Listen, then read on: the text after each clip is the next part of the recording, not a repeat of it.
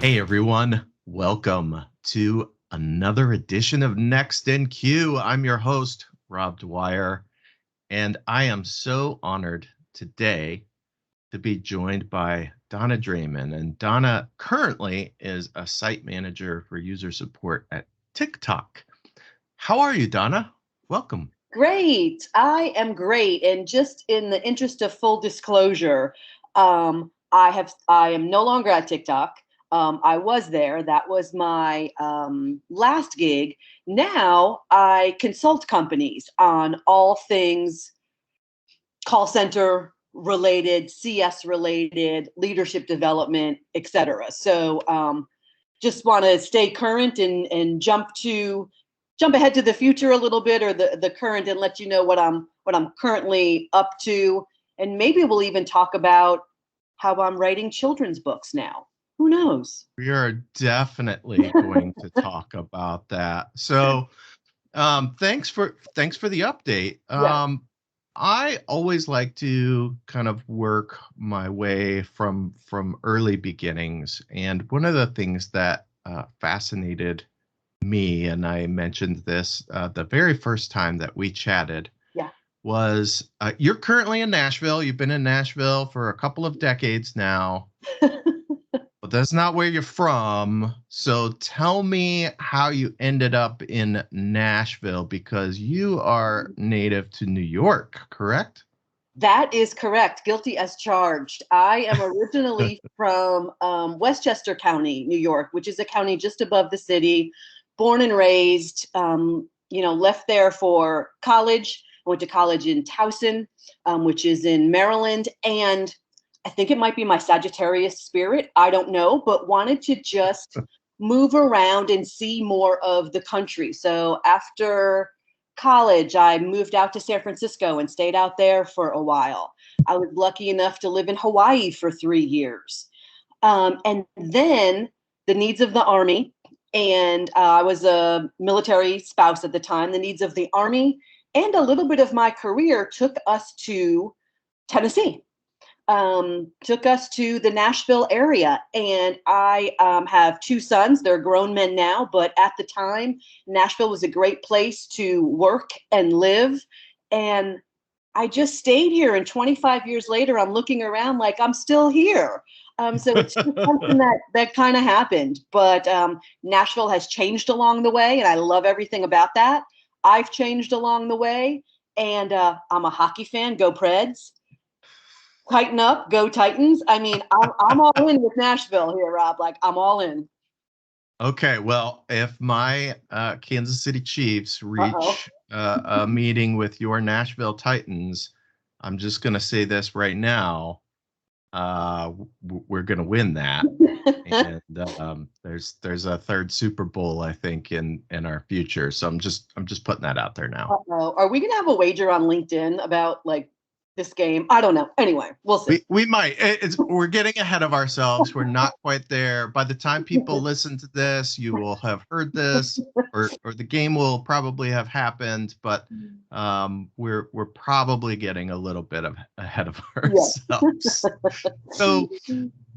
So you at Towson, right? Mhm. You got your degree in mass communications. Like, Mhm. what? I mean, your early career was very different than what you're doing today, but I'm wondering what was it that you had planned? I mean, what were you thinking about doing when you were in college and pursuing that? Yeah, great question. Anytime I meet someone who's actually working in what they majored in college, it's like they're a hero of mine. I'm like, are you kidding me? How did you do that? That's impossible. Sure, I was mass comm because I was going to be a sportscaster, obviously.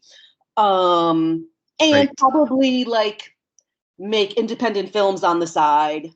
So went to Towson for mass comm to learn all of those bits and pieces. Um, the starving artist thing is for real. It wasn't something I was good at, so I needed to get a proper job.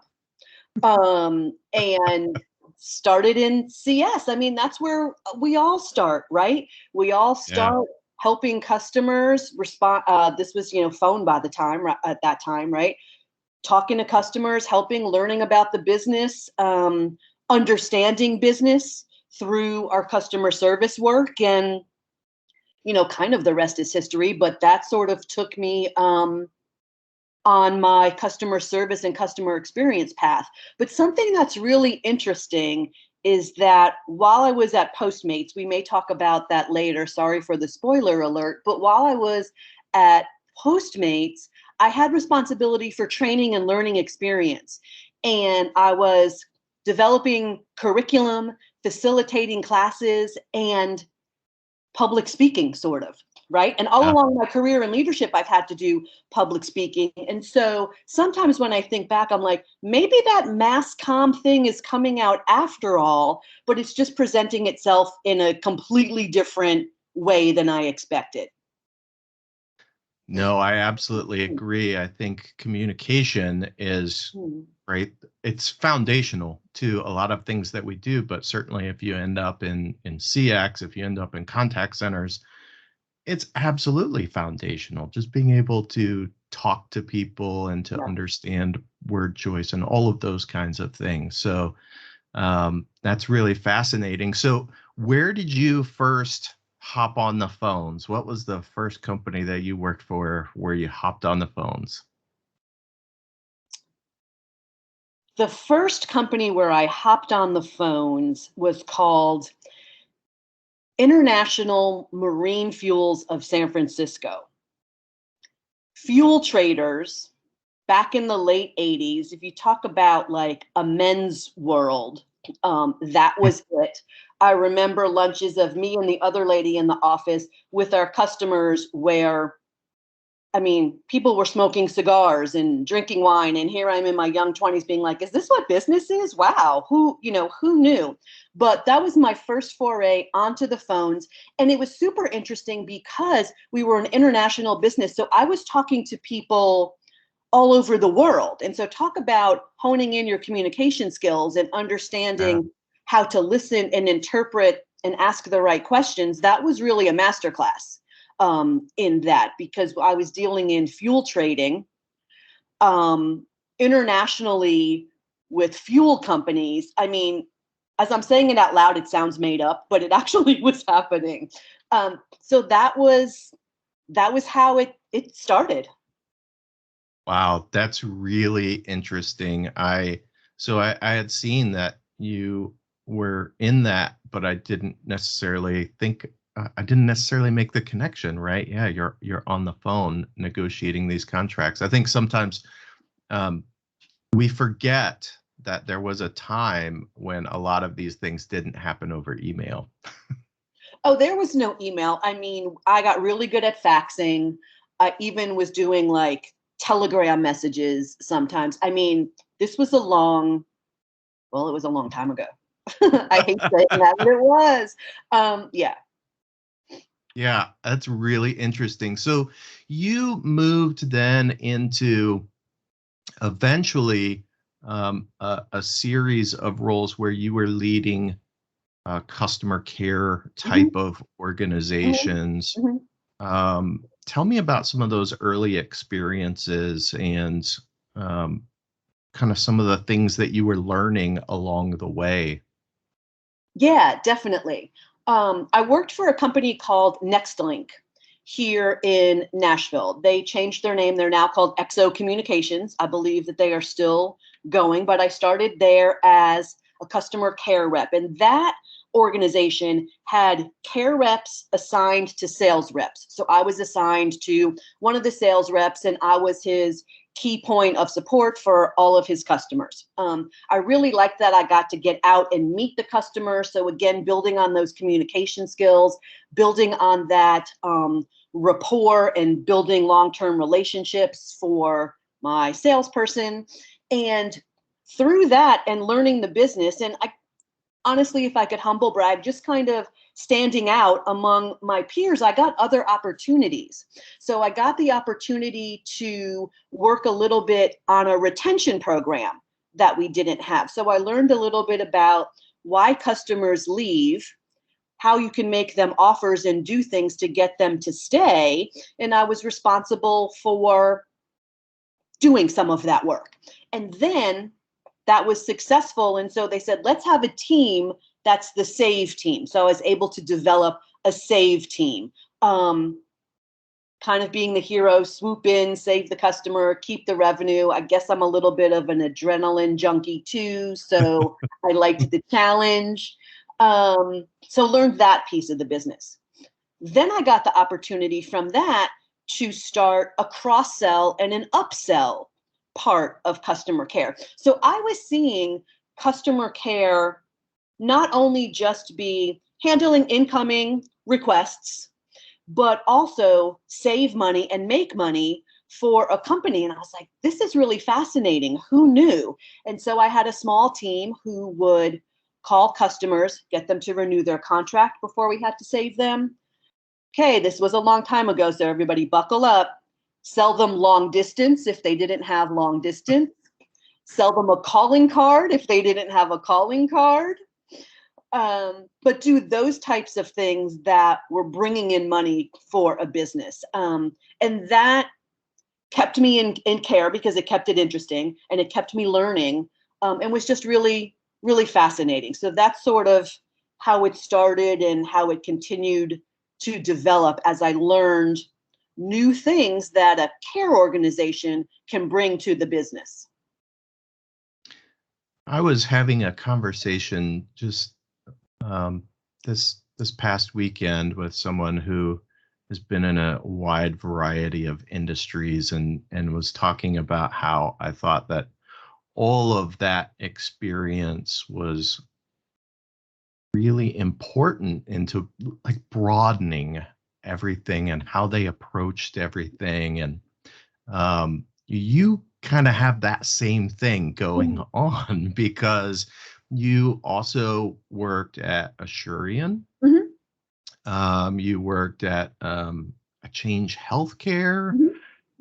You worked at Postmates. We've already mentioned TikTok. Like these are all really unique industries, even though you're within the care organization. Can you tell me about kind of the things that you see that are like common across all of these, and maybe some of the things that like when you went into a new organization, you're like, well, okay, that's totally different. I got to learn about this now. Yeah, sure. So some things that have been similar for me in all of these industries is that the directive to deliver an outstanding customer experience comes from the top down. Like everybody buys into it. It is what it is. You're not going to dispute it or get around it. And those are environments that I thrive in. If I landed someplace where I would have to sell in the value of the customer experience, that would not be the right fit for me. And we shouldn't have to do that anymore. I mean, there's 1,000 articles in YouTubes and podcasts. Like it's pretty clear now, right? So that was common in each of those places. And that allowed me to thrive, as I said, but also use my creativity to come up with what are some customer impacting programs. I started the Net Promoter Score program while I was at Assurian and am certified in that methodology. I do drink the Kool-Aid. I do also believe in customer effort score and level of effort that the customer has to put in place. So I kind of manage, both of those, angel and devil. I don't know, however you want to say it, but I believe in both of those methodologies. But, got to do some really creative things when it came to replicating best practices that our promoters were telling us about, or improving where our detractors thought we were falling short. And also, I had that program there for about 3 years, but also tapping into those passives because sometimes we forget about the passives, and just taking a couple of those 7 and 8s and turning them into a 9 was always a big win that we would celebrate. So those were the things that were common. Top down, belief in an outstanding customer experience, an environment where I could thrive and be creative and do. One of the things that I learned, no harm, no foul, but Change Healthcare was B2B.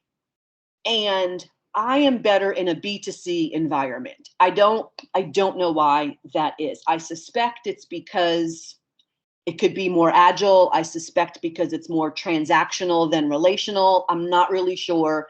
But I did learn that a business to business environment isn't the best fit for me. Other than that, here in Nashville, healthcare is very important. So having healthcare experience was important to me and something that I wanted to do, and that I did. It seems like there's a level of self-awareness that comes with um, experiencing all these different things. And for you, right, recognizing, no, I really want to be in a B2C type of organization can help continue to guide you along your journey. Well, I think whenever you leave somewhere, you have to take a minute and be like, okay, so I went on to another opportunity. Why was that? What do I expect that opportunity to be? What was it like last time? And all of these roles that I had were all positive. But when I think back, what comes to mind is that I just don't think, for me, the B2B environment works best for me. Yeah, sure. So I want to talk a little bit about Postmates. Mhm. What I found really intriguing, and I wanted to ask you about. I mean, obviously, Postmates has been around for a while, but you were there at the very beginning of the pandemic, Mhm. and I'm wondering what kind of growth you saw with that, and kind of what you saw as far as stressors on the organization, or was that difficult for you to manage? Like, what was that experience like? Because I think lots of us have been involved in companies that experience maybe some rapid growth, but I have to imagine that that was one of those businesses that just kind of went through the stratosphere Yeah. almost overnight. Yeah. You're right. And you know what? We did the best that we could, because it did overnight. As soon as um, drop off at the door or drop off at the end of the driveway or whatever was acceptable, and it wasn't about, bring it right to me. Um, we went through the roof, and in a couple of areas. So Postmates, like other delivery services, serve three different types of customers, right? The courier who brings the food, the customers who order it, and then the merchants who prepare it. And so not only did we have more customers wanting door delivery from us, right? Because they couldn't leave their houses, so they wanted the food brought to them. But we also had merchants who had to shut their restaurants down, who, for whatever reason, were hesitant to do a delivery service previously. But now a delivery service was the only way they were going to stay in business or try to stay in business. So we onboarded tons and tons of merchants who, before did not want to get on the platform. And for the couriers, people were losing their jobs.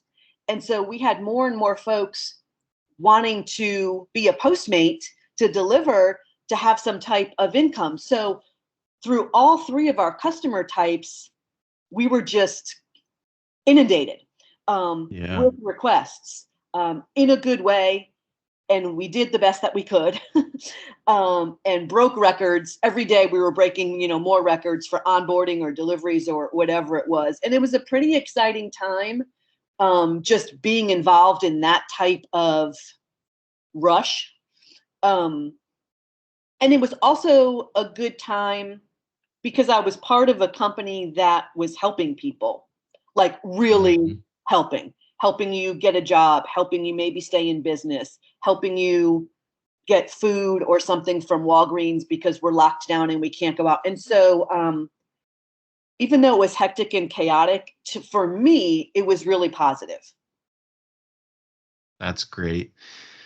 So you moved on from Postmates, Mhm. and then you went to Like It or Love It, an innovative new social media platform. It's not that new, but I feel like there are a lot of people who are still just trying to figure things out. Yeah. You went to TikTok. I did.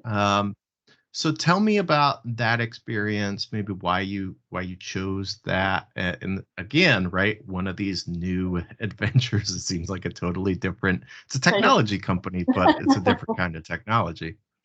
Totally new. Yeah. So I took on the challenge of TikTok to flex a couple of different muscles. While at Postmates, I had ownership of the quality assurance team, the training team, social media support, and our executive escalations. A pretty robust program of executive escalations that I started at Assurian. If we want to come back and talk about that, I'd love to share more about Yeah. that craziness. So I had always led the support teams that support core operations. And that was a great niche, learned a lot and loved it. But at TikTok, it was going to be flexing a little bit more in core operations and scaling that business and putting some foundations in place so that the support team could do what they needed to do to serve our customers. So that involved a lot of hiring. That involved a lot of building processes that didn't exist. And again, putting those foundations in place. So foundations like quality assurance, training, getting the right CRM to handle the requests that were coming in so we could prioritize and set metrics and, all of that business.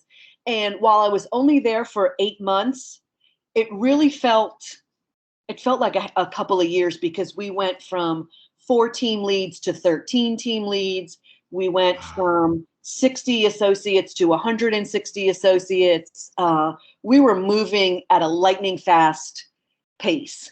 And I believe I set them up for, long-term success. Still in contact with, a bunch of my directs, and they're doing a great job there. But that was a little bit different for me from what I was used to in supporting core operations. So I'm glad I got the chance to have that experience and do that type of work.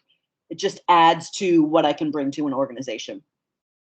Yeah. Yeah.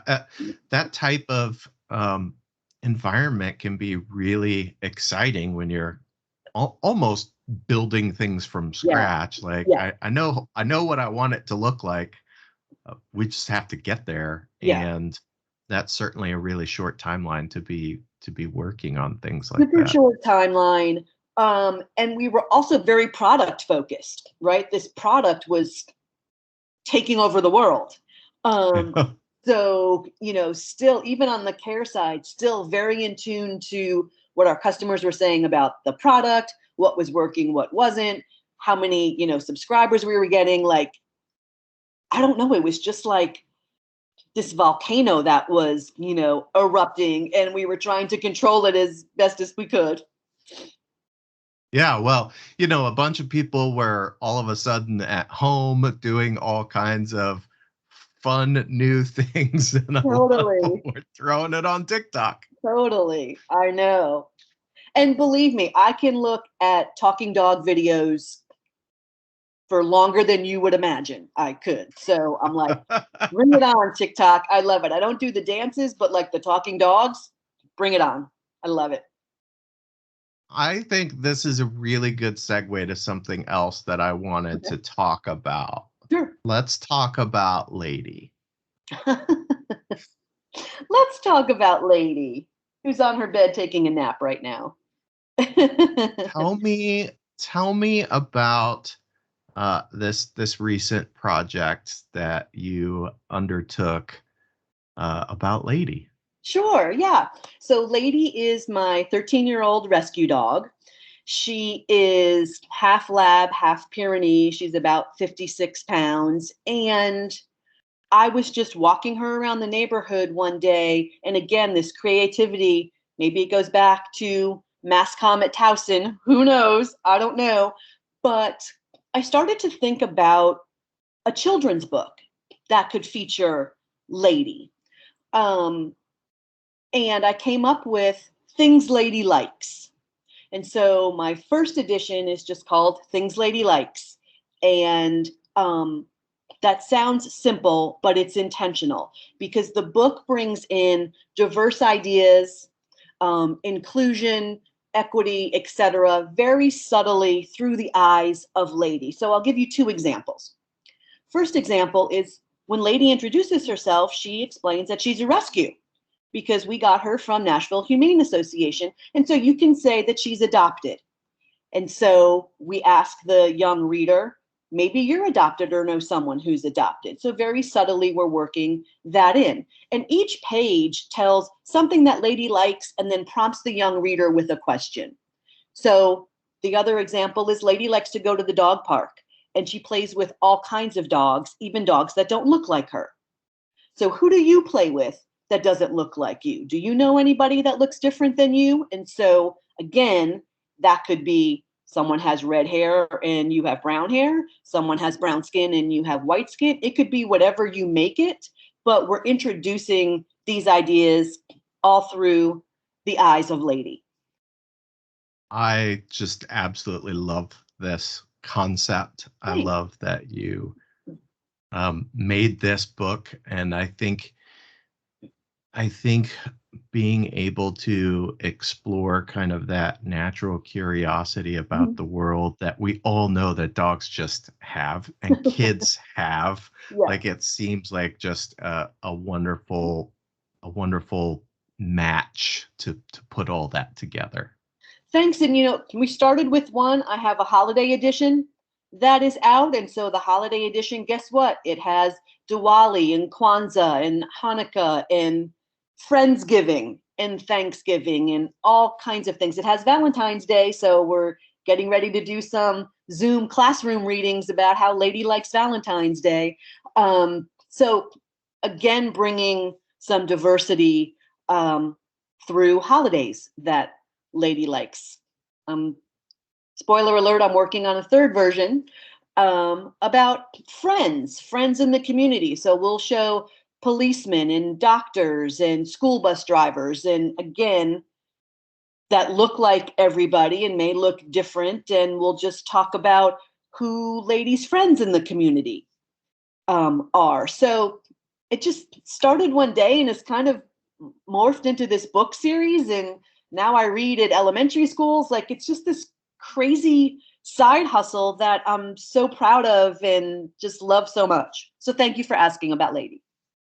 Yeah, I really think that, I've had lots of guests on with lots of hobbies or little side passions, and some of them are still working on making them happen, and some of them are, where you are, and I think that when you can do something that really positively impacts other people, I think that there's a reward to that it's just it's hard to replicate, right? Yeah. Yep. So you recently, and I think this kind of gets into kind of where you are. You recently won an award in Nashville. Can you tell us a little bit about that? I did. Yeah, I think you're talking about the Ally Award. So I was super honored to win that award. And last year in 2021, I was selected as the Ally, the winner of the Ally Award through the Nashville LGBT Chamber of Commerce. And that is for my work with that chamber. I had served on that board for several years. I was the first Ally vice president to be on the executive committee. And just through things that I have done in that community, either through Postmates, through myself, again with the chamber, the members voted me the Ally of the Year, and I was just thrilled. It's one of the awards I'm most proud of, and just is another example of my passion for diversity and inclusion, authenticity, etc. in everything that you do. Yeah, that's fantastic. So we talked at the beginning of the podcast that you've left TikTok, and now you're Mhm. kind of doing your own thing. So let's talk a Mhm. little bit more about that. Like, what are the things that you're really trying to accomplish today? Yeah, so I have a handful of clients today that I am consulting on a variety of customer service areas. So I have a client, they have a young customer service manager. And so I'm doing a little bit of leadership development, bringing that person along, being sure that, again, he has the foundations in place for success and that his associates will be successful. I have another client that just needed some customer service training. So learned about their business, developed some of the curriculum, delivered some of the training. I don't know, something about having a microphone and being in front of a room of people is always appealing to me. I just can't kick it. Oh my goodness. So was able to deliver some of that training. And now they have that as part of their onboarding process. Speaking of onboarding process, I'm working with someone else to develop an onboarding process. And I'll just talk a little bit about that because I'm super passionate about the associate experience. So that means having a solid onboarding program. Like as soon as you come in, you should be comfortable that you made the decision to work with that company. You should learn what you need to know. You should feel supported. And you should also have a career path or at least an idea of what else you can do at that organization once you get started. I have seen organizations fail at that. While at Postmates, we made really sure that not only did we have a robust onboarding experience, but we were preparing our associates for other things and not only just how to do that job. And so my training team developed how to write a resume, how to nail the interview, how to find a mentor, all specifically for the associate population. So they had these tools so they could move up and move on. At Postmates, we would say, come for a job, stay for a career. But not all companies do that. So being able to help this organization with their onboarding process and career pathing really gets me energized. Um, so with all of the things that I have done in this long 100-year career, um, I'm finding the bits that I like the most and consulting companies in those areas. And what has recently surfaced is associate development and leadership development. That strikes me. I think, right, we're at the beginning of 2022, and I know even in my own organization, right, our discussions uh, have been around how do we focus even more on employee engagement. But I Mhm. think this is going to be a critical area for companies going forward because we're seeing a generation of people, baby boomers, right? My my mom just went into retirement. Like she's getting her social security now, right? She's out of the workforce, but this is the largest generation in the history of this country that Mm. is approaching or entering retirement. Yeah. There are a lot of jobs. It's getting really competitive. I Yeah. think everyone out there recognizes, right, that hiring is becoming more and more challenging. Yeah. And so to your point, that initial experience, it's like the first date It almost. is. It is. Yes, it is. So And you eh, just have to do it. that and then yeah, and then how do we make you want to stay long term? Mhm, mhm. I have found unless you have a team leader manager who really cares about you and your professional development, you're kind of on your own. And this is at the associate level, like you're kind of on your own. We also know that most associates, when they start in CS or started a company, it's their first real job. So they don't know Yeah. what they don't know, right? And it's the obligation, in my opinion, of the organization to, yes, train them how to do the job you hired them for, but train them for what's next. Train them for what else they can be. And if we don't do that, we're failing our associates and we'll probably lose them. Yeah, I agree. I think that that ongoing education and kind of diversity of education Mhm. is really that is incredibly important for organizations that want to keep their people long term, and the better a job that we can do at that, and the better job that we can do at the leadership development, so that Yeah. our leaders are engaging those people Yes. and building relationships with those people, Yes. the better off that we are. Yeah, we probably don't have enough time for me to go into coaching and how important the one-on-one coaching is, coming from the coach to the person receiving the coaching. I mean, that could be a complete disaster if the team leader or manager doesn't know how to coach and get the best out of the employee or seek out what the employee wants to do next. And that could be a disaster if the employee goes into the session with a negative attitude or, not embracing the information. So it's, I don't know, maybe 2022 is the year of the associate, right? When we just like really pay attention to bringing them up and doing right by them and helping them thrive. I don't know. You can steal that if you want to. I love that. I'm not going to 2022. steal it, but I'll credit you with that. Maybe that is what it is. Yeah. 2022 year of the associate. I absolutely love that. And I firmly believe, like, all organizations who are, employing, and, entry level, we call it entry Yeah. level. It's a really hard job, Hmm. really hard job. It is. But those organizations that do a good job of those things that you're talking about, they're going to have to spend less time training people, less money training people. Yep. They're going to gain this wealth of knowledge in their associates as they become more tenured, Yep. and that translates to the bottom line for sure. 100%. And I was lucky. We talked about XO communications when we were first started talking. And I talked about I got to start a save team and a cross-sell and upsell team. And I was lucky because I had a leader that cared.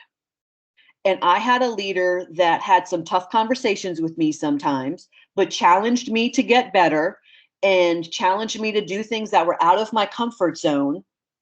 I received that message and did it and had those other opportunities come to me. And I always feel very fortunate having a leader that cared.